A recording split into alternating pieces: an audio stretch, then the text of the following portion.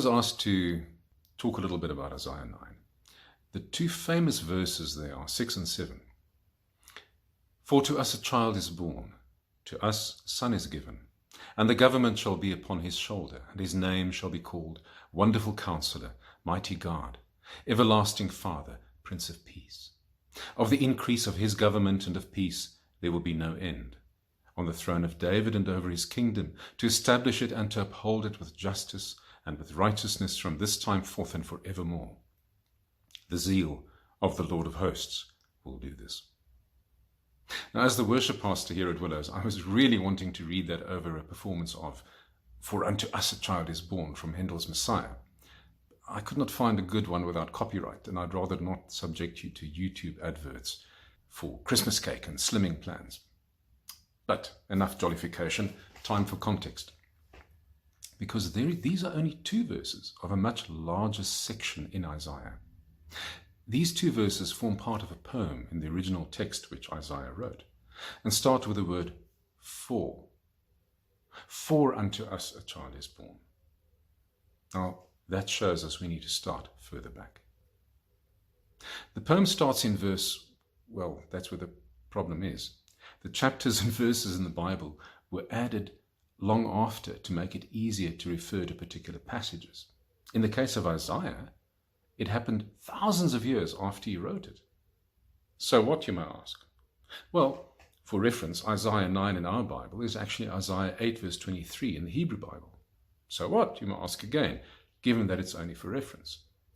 Well, the problem is that in books we are used to chapters being complete breaks between various parts of the writing. But that's not necessarily the case in the Bible.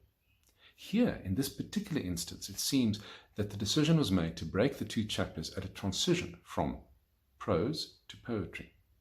So in the Hebrew Bible, chapter 9 starts with a poem, as it does in the Jerusalem Bible used by Roman Catholics. While in Protestant Bibles, it is the last bit of prose before the poem, starting again with words such as but in the ESV or nevertheless in the NIV. Now I can almost hear some of you shouting, so what? Well, words such as but, nevertheless, for, therefore, and so on tell us that what we're about to read is only part of it. We need to go further back in order to understand. So let's do that. So, to set the scene, there are a few things we need to know. 5, in fact. Firstly, God's people, the nation of Israel, had split into 2 kingdoms. The northern one was called Israel and consisted of 10 tribes, and the southern one, Judea, consisting mostly of the tribe of Judah, with some from the tribe of Benjamin. Secondly, Isaiah's prophetic ministry addressed both kingdoms. Many prophets only spoke to one. Thirdly, and this is a big one, Jerusalem, where the temple was in Judea, the southern kingdom. So you can start seeing problems, particularly when we look at the fourth one. 3 times a year, there were feasts which required the whole nation to go to the temple. And then fifthly, a bit of outside context, Syria and Assyria were different countries. And at this time, Assyria was growing in power. Now, biblical prophecy covers both the present as well as the future. Their present, their future, and sometimes even our future, and less often our present. The prophets were mainly used by God, however, to warn his people about the consequences of their actions. Now, if we start at Isaiah 8 verse 1, it looks like this prophecy is about the coming Assyrian invasion, with God using Isaiah, his wife, and even some of their children as symbols in this regard. Other symbols are references to the pole of Shiloah or Siloam in the New Testament, a rising river and other images. God further makes it clear that his people should never listen to those who tell them to consult mediums and spiritists, but instead to consult God's instruction. The text continues describing the physical effects of such spiritual darkness. And it is this spiritual darkness which is resolved in Isaiah 9. It is this darkness which shall be overcome by a child, a son, whose names were spoken about by Andre and Simi about a week ago in their devotions. So why was this invasion about to happen? What had they done?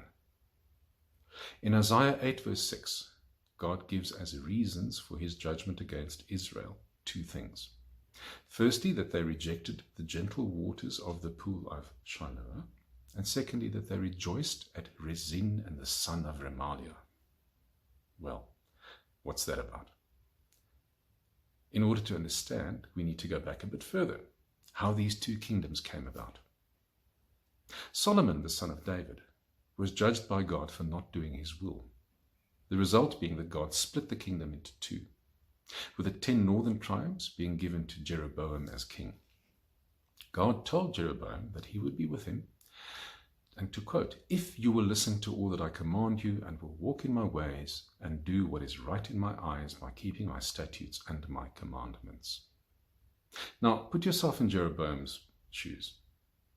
God's prophet had just come to him and said, God is going to give you 10 tribes over which to be king. But there's some things you need to do. So you get the 10 tribes. And then you don't do any of the stuff God tells you to do. So sadly, Jeroboam did none of those things. He led the people astray. He was fearful of them returning to southern rule and him being murdered if they went to the temple. But now they had to go to the temple 3 times a year. So he erected 2 golden calves, saying that it was these idols and not God that had brought them up out of Egypt. He placed guards on the roads leading to Jerusalem to force people not to go to the temple. Now, at the temple, the priests drew the water that they used during the Feast of Tabernacles from the pool of Shiloh. This was done on every day of the feast except the last day. And it was that day that Jesus chose to announce that he is the source of living water. It was a veritable declaration that he is the Messiah. So we see that rejecting the gentle waters of the pool of Shiloh was a metaphor for rejecting God. Jeroboam refused to believe God, instead relying on lies and military might to keep his kingdom. Ignoring repeated prophetic warnings, the northern kingdom was eventually destroyed, and this is where the 2 names mentioned come in. The son of Remaliah was Pekah ben Remaliah, an army general who ascended to the throne of Israel, the 10 northern tribes, by murdering the king. He then joined a revolt led by King Rezin of Syria to try and overcome the Assyrians, who are now getting more powerful. They tried to get Judea, the southern kingdom, to join, but King Jotham and later his son, King Ahaz, listened to the prophets God sent and refused. In reply, Rezin and Pekah then invaded Judea, killing and pillaging as they went. In a massively ironic twist, King Ahaz of the south appealed for help to the Assyrians. They jumped at the opportunity, leading to the eventual destruction of the northern kingdom and the disappearance of its 10 tribes. Through intermarriage, the occupying forces assimilated with those who were not deported, and they became known as the Samaritans. Their religion was a mixture of worshipping God as well as idols. The first land to be overrun by the Assyrians was that of the tribes of Zebulun and Naphtali, the same land Isaiah said would become glorious. So here we see that knowing the context shows that this is an example of the reason for the Advent, why Christ came to earth. Rejecting God's gently flowing waters will lead us to being overcome by a flood. Trusting in our own strength will lead to destruction, but through his sacrifice of himself, we are able to commune with God, to tabernacle with him. After the arrest of John the Baptist, Jesus withdrew to Galilee, bringing the light to their darkness as he settled in the territory of Zebulun and Naphtali. He also went against the customs of his day and not only traveled through the land of the Samaritans, but also ministered there. The account of the woman at the well is a case in point, and her town's response was remarkable. So we see that it is turning away from God, not following his precepts, not doing his will, that leads to spiritual darkness. In turn, that causes us to look to other things and other people for provision and protection, which ultimately they cannot provide. This is a pattern not only in the Old Testament, but if we are honest, in our own lives as well. It is only through Christ that we have life, can walk in the light, and live in love.